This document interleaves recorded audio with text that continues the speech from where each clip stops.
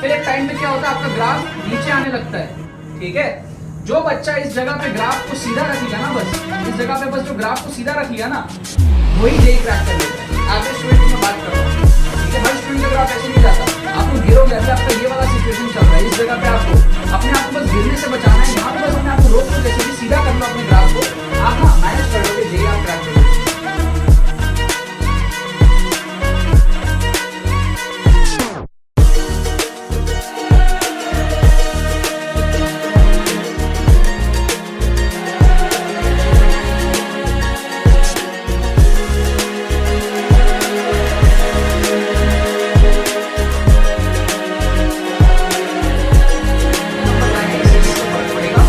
Exam में mention भी नहीं किया होता है कि कौन सा क्वेश्चन 11 का है, कौन सा क्वेश्चन 12 का है। तो सबसे इंपॉर्टेंट सजेशन रहेगा, जो आप में से बहुत सारे स्टूडेंट्स इसको फॉलो आज तक नहीं करते हो, हमसे करोगे मेरी बात मानने के बाद में, राइट। 11 को बिल्कुल सिंपली बातें करना बंद करो, अपने दोस्तों से मिलना बात मत करो कि यार 11 का ये हो गया, वो हो गया, रिजल्ट करना, ऐसे बातें मत करो। जेईई सिलेबस को एज अ होल देखो, ठीक है।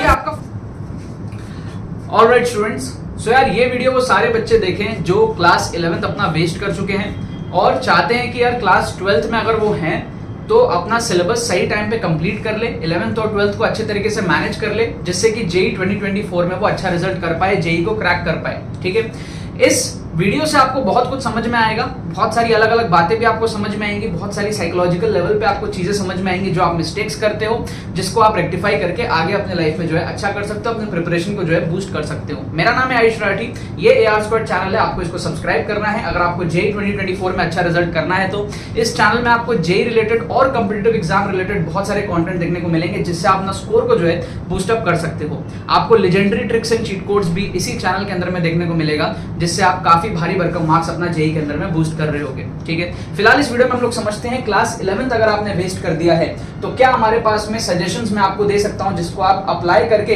अपने इस प्रॉब्लम का जो है सोल्यूशन जल्दी 2-3 महीने के अंदर अंदर ठीक कर लोगे। ठीक है, तो सबसे पहले हमारा प्रॉब्लम क्या है, क्लास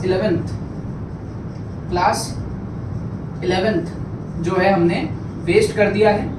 क्लास 11th हमारा वेस्ट हो गया और हमारा टारगेट जो सामने है वो है JEE 2024। This is our target, right. So सबसे पहले तो आप ये समझो कि क्लास 11 वेस्ट हो गया है। जब ये बात आप बार बार अपने आप से कहते हो तो आप कहीं ना कहीं सेग्रीगेट बहुत ज्यादा कर लिए हो 11th और 12th क्लास को। जब आप क्लास 5 में पढ़ते थे, आपने 5 में रिजल्ट किया, 6 में रिजल्ट किया, 7 में रिजल्ट किया, 8 में रिजल्ट किया, जैसे जैसे आप 10-11 में आते हो पढ़ाई का लेवल जो है वो बढ़ता चला जाता है। आपकी आदत बन चुकी है कि आप क्लास 11th को अलग देख रहे हो, क्लास 10th को अलग देख रहे हो, क्लास 12th को अलग देख रहे हो। लेकिन जब आप जेईई की बात करते हो, जब आप जेईई मेन की बात करते हो, जब आप जेईई एडवांस की बात करते हो, कॉम्पिटिटिव एग्जाम की बात करते हो, तो किसी भी कॉम्पिटिटिव एग्जाम में ऐसा 11th क्लास और 12th क्लास अलग अलग नहीं आता ना। आपको बोला भी नहीं जाता पेपर में कि कौन सा क्वेश्चन 11th का है, कौन सा क्वेश्चन 12th का है। जो आता है मिक्स आता है। तो सबसे पहला मैं आपको सजेशन दूंगा जो आप कहीं नहीं सुनोगे। सबसे पहला बहुत इंपॉर्टेंट है, think about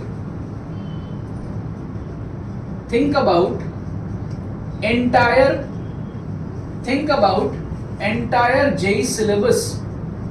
Think about entire JEE syllabus as a whole. जो आपका जेईई का सिलेबस है ना, उसको आप एज अ होल देखो। कहने का मतलब क्या है कि डोंट थिंक 11 एंड 12 सेपरेटली। बहुत सारे बच्चे मिस्टेक करते हैं, बहुत सारे टीचर्स भी ये बच्चों से मिस्टेक करवाते हैं कि 11th और 12th को आप सेपरेटली सोचते हो। मत सोचो, आप इंटायर जेईई सिलेबस को एज अ होल देखो। क्योंकि जब आप जेईई का एग्जाम दोगे तो आप 11th से ज्यादा नंबर लाओ, 12th से ज्यादा नंबर लाओ, जेईई को कोई फर्क नहीं पड़ेगा। आपका 11th स्ट्रॉन्ग हो, 12th वीक हो, कोई फर्क नहीं पड़ेगा। आपने ओवरऑल कितने नंबर लाए हैं इसी चीज से फर्क पड़ेगा। आपको एग्जाम में मेंशन भी नहीं किया होता है कि कौन सा क्वेश्चन 11th का है, कौन सा क्वेश्चन 12th का है।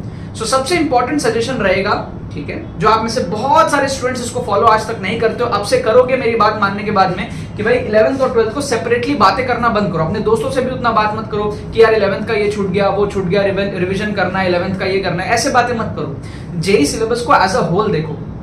ठीक है, ये आपका फर्स्ट स्टेप होगा सक्सेस के लिए। जब आप जेईई सिलेबस को एज अ होल देखोगे, जितने भी अच्छे अच्छे स्टूडेंट्स हैं, जितने भी टॉपर्स हैं, वो जेईई सिलेबस को एज अ होल देखते हैं। ठीक है, दूसरा मिस्टेक जो आप करते हो, जिसको रेक्टिफाई करना है, कि आप सब्जेक्ट्स जो हैं फिजिक्स, केमिस्ट्री और मैथ्स, इसको भी एक साथ देखना शुरू करो। क्या करो, थिंक अबाउट थिंक अबाउट जो 3 सब्जेक्ट्स हैं हमारे, फिजिक्स, केमिस्ट्री, मैथमेटिक्स, ये जो हमारे 3 सब्जेक्ट हैं, इनको क्या करना है, इसको साथ में देखना है। Think about physics, chemistry and mathematics together. इसमें भी बहुत सारे बच्चे क्या सेग्रीगेट करते हैं, बच्चे आपस में डिस्कस करते हैं कि यार मेरे को तो केमिस्ट्री अच्छा लगता है, फिजिक्स और मैथ्स नहीं होता, या मेरे को तो फिजिक्स बहुत अच्छा लगता है, मेरे से केमिस्ट्री नहीं होता। इस टाइप की जो बातें हैं, इस टाइप की जो बातें आप अपने मन में भी करते हो, इसके वजह से भी आपका रिजल्ट जो है, जो पोटेंशियल रिजल्ट आप ला सकते हो, वो नहीं अचीव हो पाता है। ठीक है, जब आप सब्जेक्ट्स को देखने लगोगे, जब आप क्लास को देखने लगोगे, उससे आपका जो फाइनल आउटपुट है, जो फाइनल टोटल है, वो गड़बड़ हो जाएगा। आपको इस तरीके से देखो, सिंपल सी चीज है, मान लो आप क्रिकेटर हो, ठीक है, अब आपने पहले ओवर में 10 रन मार लिए और दूसरे ओवर में आपने 2 रन मारे, तो आपका 2 ओवर में 12 रन बना। ठीक है, कोई दूसरा क्रिकेटर है जिसने दोनों ओवर में 7-7 रन मारे, 7, 8, 6, 7 इस रेंज में, तो वो क्या कर लिया, वो 13-14 रन मार लिया, तो वो आपसे आगे निकल गया। तो ये उस टाइप की चीज है, ये कंसिस्टेंसी और एवरेज आउट की चीज है। ये ऐसा नहीं है कि आप एक सब्जेक्ट में एकदम पहाड़ तोड़ दो और दूसरे में कुछ ना करो, या फिर एक 11th क्लास में आप बहुत ज्यादा फोकस कर लोगे, 12th में नहीं करोगे तो कुछ हो जाएगा। नहीं, आपको एवरेज बैलेंस आउट करना है दोनों को। ठीक है, आपको बैलेंस आउट करना है पूरे जेई सिलेबस को। इन बातों को अपने अंदर तक आप जाने दो। करेक्ट। अब बात करते हैं पढ़ना कैसे है। ठीक है, सिलेबस को आप एक साथ देखोगे, आप पूरा एंटायर जेई सिलेबस को एक साथ देखोगे। पढ़ोगे कैसे, आप रिलेवेंट टॉपिक्स को साथ में पढ़ोगे, जिससे आपका 11th 12th कई बार कवर होने लगेगा साथ में। ठीक है, क्या कह रहा हूं मैं, स्टडी रिलेटेड टॉपिक्स या फिर related units, study related topics together, एक साथ आप पढ़ो। मैं आपको कुछ एग्जांपल्स देता हूं कैसे। जैसे मान लो मैं यहां पे लिख देता हूं फिजिक्स, मैं यहां पे लिख देता हूं केमिस्ट्री, और मैं यहां पे लिख देता हूं मैथमेटिक्स। ठीक है, अब जब आपने 11th 12th और सब्जेक्ट्स को सेपरेटली देखना बंद कर दिया, तो अब आप क्या कर सकते हो, same topic 11th 12th subjects, अलग अलग सब्जेक्ट्स में सिमिलर टाइप ऑफ टॉपिक्स होते हैं, तो आप उसको साथ में पढ़ सकते हो। जैसे आप देखो फिजिक्स में, अगर आप क्लास 11th के अंदर में देखोगे, फिजिक्स में आप अगर क्लास 11 देखोगे, तो यहाँ पर आपका वेक्टर्स आ जाएगा। ठीक है, यहाँ पर आपका वेक्टर्स के बाद जो जो टॉपिक्स है, रिलेटिव मोशन हो गया, काइनेमेटिक्स हो गया, ये सारे टॉपिक्स आ गए। तो इसी से मिलता जुलता टॉपिक आपका मैथमेटिक्स में क्लास 12 में आ जाएगा। क्लास 12 में क्या आ जाएगा आपका, vectors and 3D, vectors and 3D आ जाएगा। अगर वेक्टर्स एंड 3D करोगे तो आप लगे हाथ कोऑर्डिनेट ज्योमेट्री 2D भी कर लेना, कोऑर्डिनेट ज्योमेट्री। ठीक है, अगर 3D करोगे तो 2D भी तो करोगे। ठीक है, तो ये क्या रेलेवेंट टॉपिक्स है, थोड़े थोड़े क्या रेलेवेंट टॉपिक्स है। और अच्छे एग्जांपल्स मैं आपको समझाता हूं। जैसे मान लो आपने फिजिक्स के अंदर में क्लास 12th में आपका क्या आता है, मॉडर्न फिजिक्स आता है ना, मॉडर्न फिजिक्स। तो अगर क्लास 12th में आपका मॉडर्न फिजिक्स है, तो आपका केमिस्ट्री के अंदर में आपका क्या है, क्लास 11th के अंदर में 2 अच्छे अच्छे चैप्टर्स है। एक आपका केमिकल काइनेटिक्स, और दूसरा आपका क्या है, एटॉमिक स्ट्रक्चर, बहुत फेमस चैप्टर एटॉमिक स्ट्रक्चर। तो ये दोनों चैप्टर्स आपके जो है क्लास 11 केमिस्ट्री के हैं, जो आपके रिलेट होते हैं क्लास 12 की फिजिक्स के, मॉडर्न फिजिक्स से। क्लियर है, तो आप क्या इनको साथ में कर सकते हो, तो 11th और 12th भी हो गया और दोनों सब्जेक्ट स्ट्रॉन्ग हुआ आपका। यहां पर आप इसको साथ में कर सकते हो, 11th 12th हो गया, दोनों सब्जेक्ट आपका स्ट्रॉन्ग हुआ। तो सबसे पहले तो आपको सेपरेटली देखना नहीं, और फिर इस तरीके से रिलेटेड चैप्टर्स को साथ में पढ़ना है। क्या आपको बात समझ में आ रही है? और एग्जांपल दिखाता हूं मैं आपको। जैसे आप मान लो यहां पर आपका क्लास 11th में आता है थर्मोडी। ठीक है, थर्मोडी, हीट एंड थर्मोडी। ठीक है, उसके साथ में आपका आ जाता है कैलोरीमेट्री, तो यही चीज आपका फिर इधर भी आ जाता है, क्लास 11 में ही आ जाता है। ठीक है, क्लास 11 के अंदर में ही आता है, लेकिन आपका केमिकल थर्मोडायनेमिक्स आ जाता है। क्या आ जाता है, केमिकल थर्मोडायनेमिक्स। अगर केमिकल थर्मोडायनेमिक्स कर लेते हो तो लगे हाथ वहां से इक्विलिब्रियम भी कर लेना, केमिकल और आयनिक दोनों। तो इससे क्या है, थोड़ा सा स्मार्टली अगर आप देखोगे ना तो आप रिलेट कर करके जब आप पढ़ोगे तो 11th और 12th के टॉपिक्स आपके साथ साथ स्ट्रांग होने लगेंगे और अलग अलग सब्जेक्ट्स भी आपके साथ साथ स्ट्रांग होने लगेंगे। क्या आपको बात समझ में आ रही है? ठीक है, थोड़ा सा स्मार्टली पढ़ो। जैसे पीरियोडिक टेबल पढ़ोगे तो S P D F blocks वगैरह भी थोड़ा थोड़ा अंदर उसके घुस जाया करो, ठीक है ना। या फिर जब आप मान लो ग्रेविटेशन पढ़ो, जैसे मान लो आप क्लास 11th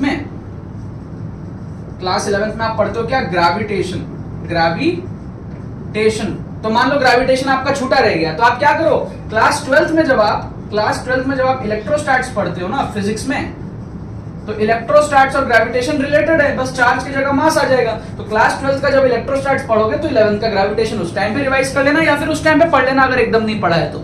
इस तरीके से स्मार्टली आपको पढ़ना चाहिए, राइट। तो ये तो हुए हमारे 3 चीजें, मेन चीजें। और मैं आपको बातें बताता हूं। 4th चीज, ठीक है, attempt full length mock test. इसके लिए ना आप लास्ट 3 साल का जेई का पेपर ही देख सकते हो। लास्ट 3 इयर्स के जितने भी शिफ्ट्स है ना, ऑल शिफ्ट्स में से ही आप दे सकते हो, ठीक है। आपके 2-2 अटेम्प्ट है, जनवरी अटेम्प्ट, अप्रैल अटेम्प्ट, 4-4 भी हुए हैं कई बार जेई मेन, तो आप वहां से फुल लेंथ पेपर्स दे सकते हो।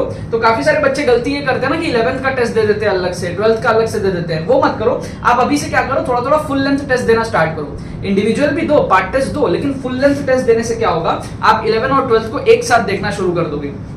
आपको समझ आएगा कि आप 11 से भी स्कोर कर रहे हो, 12 से भी स्कोर कर रहे हो, और उन दोनों का जो कॉम्बिनेशन है वो आपको मार्क्स आपका जो अचीव करके दे रहा है, ठीक है। तो आप क्या कर सकते हो, फुल लेंथ मॉक टेस्ट को जो है यहां पर कर सकते हो। और आप क्या कर सकते हो, ठीक है, और आप यहां पर क्या कर सकते हो, कुछ दोस्त बना लो क्लास 11th के, ठीक है। बहुत शानदार चीज मैं आपको बता रहा हूं, मेक सम फ्रेंड्स। कुछ अगर आपके दोस्त होंगे जो आपसे जूनियर हैं, 1 साल जूनियर है, वो आपसे सजेशन मांगने आते होंगे, उनसे थोड़ी सी अच्छी दोस्ती कर लो। तो make some friends of 11th class. तो अगर आप कुछ दोस्त बना लोगे ना 11th क्लास के, या फिर आपके गली मोहल्ले में कोई लोकल कोचिंग होंगे, तो वहां पर आप टीचर को बताओ मत कि आप क्लास 12th में हो, वहां जाके आप कुछ महीने के लिए, 1-2 महीने के लिए, ठीक है। या फिर आप क्या कर सकते हो, वहां पर आपके दोस्त भी बन जाएंगे, ज्वाइन लोकल कोचिंग या फिर ट्यूशन, जो सस्ते में आते हैं ना, ठीक है। गली मोहल्ले में जो टीचर्स होते हैं, ठीक है, जो सबको जमीन में बैठा के एक साथ बैठ के पढ़ाते हैं, ठीक है। आपको कहेंगे होमवर्क करो, आपको कहेंगे होमवर्क करो, मतलब कोचिंग वाला माहौल से हटके, जहाँ पे सस्ते में आपका काम हो जाए, जहाँ पर थोड़ा सा इंडिविजुअल फोकस आपको मिल जाए, तो वहां पर आप क्या करो, लोकल कोचिंग ट्यूशन ज्वाइन करो, लेकिन 11th क्लास की। वहां पे टीचर को बताना मत, अगर उनको पता ना हो तो बताना मत उनको कि आप 12th में हो, ये बताना 11th में हो, या बताना तो बता देना कि आपका पर्पस है मुझे 11th ही सीखना है, ठीक है। तो ये भी आपका क्या है, बहुत ज्यादा यहाँ पर फायदेमंद होगा, ठीक है। तो ये कुछ चीजें आप यार कर सकते हो, फुल लेंथ मॉक टेस्ट दो, ठीक है। ये सारी चीजें अगर आप करोगे तो आपको बहुत ज्यादा हेल्प होगा। और भी कोई चीजें अगर आपको लगे कि आपका हेल्प हो सकता है तो आप कमेंट सेक्शन में जरूर बताना, ठीक है। सारी चीजें मैंने आपको बता दी। सिलेबस को एंटायरली देखो, आप रिलेवेंट टॉपिक्स को इस तरीके से पढ़ो, फुल लेंथ मॉक टेस्ट आप दो लास्ट 3 साल के। और आप क्या कर सकते हो, ठीक है, थोड़ा सा आप जब कम्युनिकेशन करोगे तो काफी ज्यादा आपका हेल्प होगा, ठीक है। और एक चीज और आपको मैं बता देता हूं कि अगर आपको पढ़ने का शेड्यूल चाहिए कुछ, तो वीक में 1 दिन ले लो, एवरी सैटरडे, ठीक है। वीक में आप 1 दिन ले लो कि भाई एवरी सैटरडे आप क्लास 11 पढ़ो, या तो ऐसा कर लो, या फिर एवरीडे 1 आवर और एवरीडे 1 आवर, जैसा भी कंफर्टेबल लगे, एवरीडे 1 आवर। सैटरडे इसलिए कह रहा हूं क्योंकि संडे आप लोगों का जनरली टेस्ट वगैरह होता है, तो सैटरडे 11th हो जाएगा तो टेस्ट में हेल्प हो जाएगा, और सैटरडे एक फुल डे आपको मिल जाता है जिसमें स्कूल वगैरह आपका नहीं होता है। तो या तो एवरी सैटरडे क्लास 11 पढ़ लो फुल डे, या फिर हर रोज 1-1 घंटा क्लास 11 के लिए निकाल लो। तो ये सारी चीजें अगर आप करोगे ना, मैनेजेबल है, 2 से 3 महीना आपको लगेगा, ठीक है, 2 to 3 months, जिसमें कि आप 11th और 12th में जो बैलेंस कर लोगे पूरा।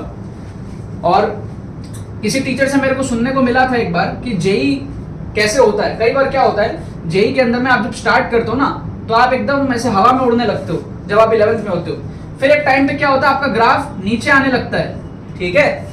जो बच्चा इस जगह पे ग्राफ को सीधा रख लिया ना, बस इस जगह पे बस जो ग्राफ को सीधा रख लिया ना, वही जेई क्रैक कर लेता है। एवरेज स्टूडेंट की मैं बात कर रहा हूँ, ठीक है। हर स्टूडेंट का ग्राफ ऐसे नहीं जाता, आप लोग गिरोगे। अभी आपका ये वाला सिचुएशन चल रहा है, इस जगह पे आप हो, अपने आप को बस गिरने से बचाना है। यहाँ पे बस अपने आप को रोक लो, जैसे भी सीधा कर लो अपने ग्राफ को, आप ना मैनेज कर लोगे, जेई आप क्रैक कर लोगे, ठीक है। आई नो बहुत सारे इनपुट्स आपको इस वीडियो से मिले होंगे, कमेंट सेक्शन में बताना। और भी कोई टॉपिक पर अगर आपको वीडियो चाहिए तो बताना। जेई में अगर आपको अच्छा रिजल्ट करना है, अपने स्कोर को बूस्ट अप करना है, तो इस चैनल को आप सब्सक्राइब करना। और बाकी तो बस यही बात है। बहुत बहुत धन्यवाद मेरे साथ इस वीडियो में जुड़ने के लिए। बने रहिए यार।